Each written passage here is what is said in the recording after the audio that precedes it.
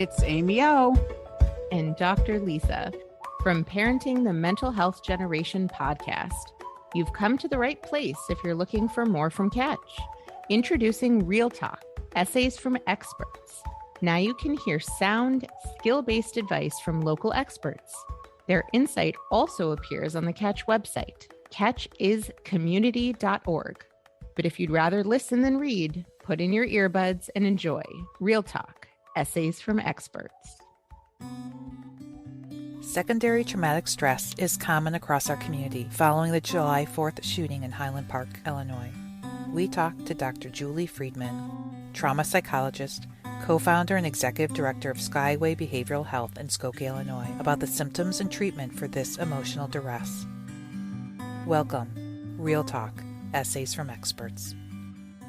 While many people experienced the trauma of the July 4th shooting in Highland Park firsthand, countless others who weren't at the scene are feeling sad, confused, scared, and sometimes even guilty for their resulting struggles. Experts call this secondary traumatic stress.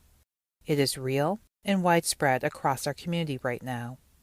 Secondary traumatic stress or vicarious trauma is when you yourself have changed because you've engaged with a trauma survivor or a first-hand narrative of a traumatic event, explained Friedman.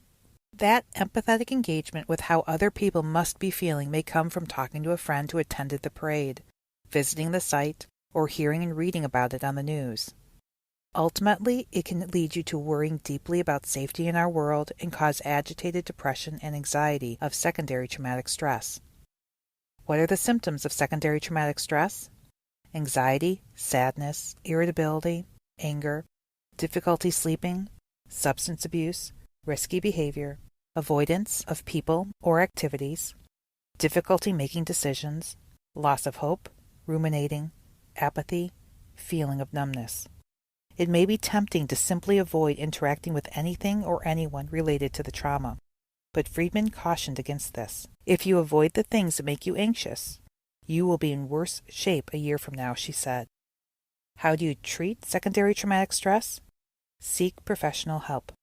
Talk to others about how you were feeling. Prioritize self-care with consistent sleep, exercise, a balanced diet, and engaging with others who make you feel good.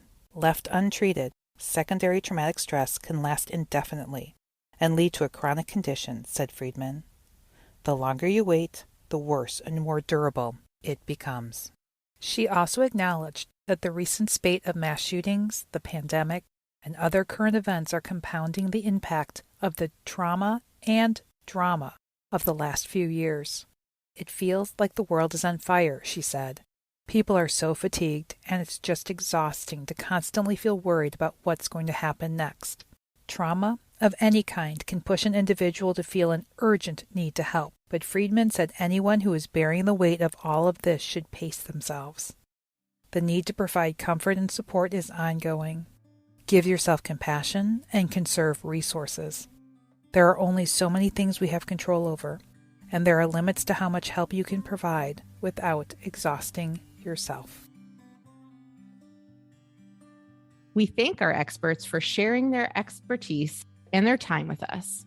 Let us know what topics you'd like our experts to cover by emailing us at info@catchiscommunity.org or see the show notes for more information. Remember, mental health matters,